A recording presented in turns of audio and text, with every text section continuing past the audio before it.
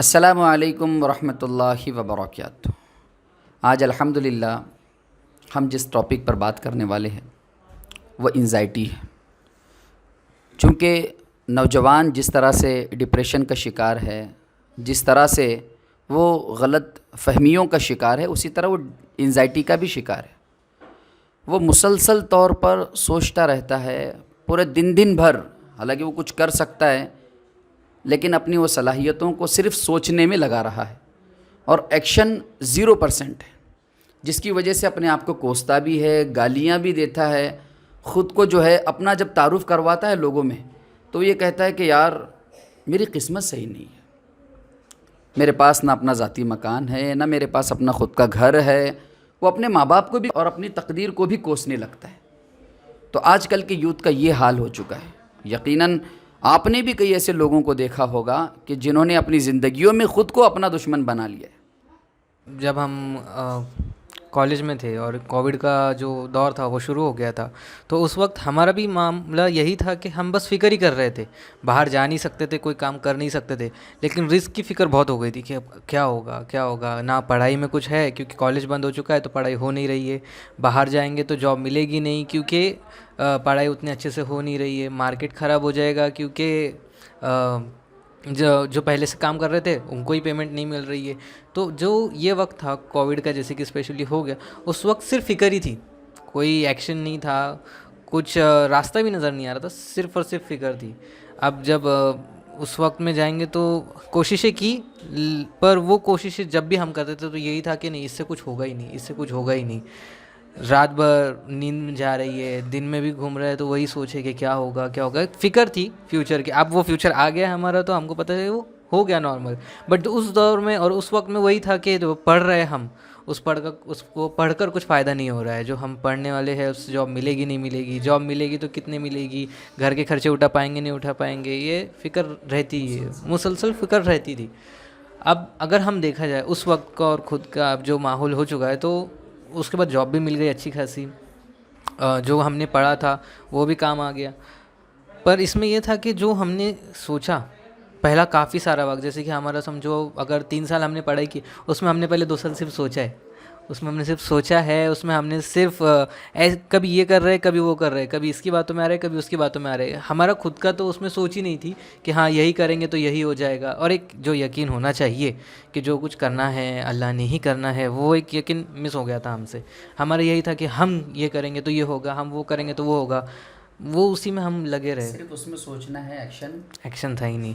फिर जो last final year आया, वहाँ हमने सोचा कि नहीं अब छोड़ देते, अब काम करते कुछ, अब कुछ सीख लेते। सीखने के बाद कुछ वक्त लगा हमको जॉब करने। उस वक्त में भी ये हुआ कि हाँ जॉब मिलेगी नहीं मिलेगी, सीख तो लिया बट हो गया। तो इतना फ़िक्र करने का कोई मतलब होता नहीं है जब हमारे हाथ में फ्यूचर का कुछ है ही नहीं, सब कुछ अल्लाह के ही हाथ में है। नहीं, ये बात तो बिल्कुल 100% सच्ची है कि इंसान के बस में कुछ नहीं है, लेकिन इंसान को ये सोचना चाहिए कि उसके पास दोनों रास्ते मौजूद हैं। सच्चा रास्ता भी है जहाँ से वो अपने रब को राज़ी कर सकता है, और एक शयातीनी रास्ता भी है जिस पर चलकर वो दुनिया की चंद चीज़ें गलत तरीक़े से हासिल कर तो सकता है लेकिन कामयाब नहीं बन सकता। इसके अंदर जो देखने को मिल रहा है, आज की जो नौजवान नस्ल है, यूथ है, आज की जो जनरेशन है, वो सोच रही है सिर्फ कि मुझे ये करना है, मुझे वो करना है, मुझे वो भी करना है, ये भी अचीव करना है, वो भी हासिल करना है। एक्शन नहीं है, और एक्शन नहीं होने की वजह से बहुत सारे लोग डिप्रेशन का शिकार हो जाते हैं और फिर वो अपनी ज़ात को कोसने लगते हैं, जैसे कि मैंने शुरू में आपको बताया। तो यूथ का कैसा होता है कि वो जब सोचता है उसका मेन होता है पहले तो पैसा। जो भी मैं करूँ उससे आना चाहिए ज़्यादा से ज़्यादा पैसा। पैसा आ गया, ठीक है, अब पैसे से मैं क्या ले सकता हूँ, अब उसके बारे में सोचेगा। गाड़ी चाहिए, अच्छा मकान चाहिए, अच्छा मोबाइल चाहिए, बस क्यों तो पता नहीं, बस चाहिए, गाड़ी ले लेगा। अब साइकोलॉजिकल देखने गए ना तो एक ऐसा होता है कि आप कोई भी नई चीज़ ले लो, आपको 40 मिनट से ज़्यादा खुशी नहीं मिलती है उसमें। आपको जब तक खुशी मिलेगी जब तक कोई उस चीज़ की आपके सामने आपके लिए तारीफ़ करेगा। जैसा कि अब मैंने समझो नया फ़ोन ले लिया, अब जब तक जितने नए लोगों को मैं बताऊंगा वो तारीफ़ करेंगे, मुझे खुशी होगी, बट थोड़ी सी देर हो गई, ख़त्म। एक दिन चले गया, 2 दिन चले गया, बस ख़त्म। उसके बाद वो ऐसा हो जाएगा जैसा नॉर्मल फ़ोन होता है वैसा, वैसा गाड़ी का है, वैसा घर का है।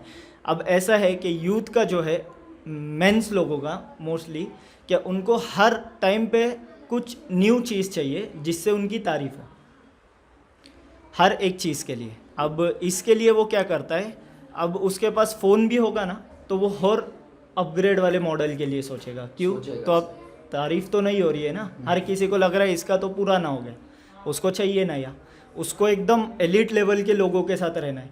पर जो एकदम बड़े बिजनेसमैन होते हैं वो होते हैं ना, कितने बार मैंने जो पॉडकास्ट में देखा है यूट्यूब पे, जो बड़े बड़े बिजनेसमैन हैं वगैरह, जैसा कि एक आपको मैं बताऊं कि फेसबुक का जो ओनर है मार्क ज़करबर्ग, वो उसको कभी भी आप देख लो, वो ग्रे टी शर्ट और ब्लैक पैंट में ही होता है, हमेशा उसी में होता है।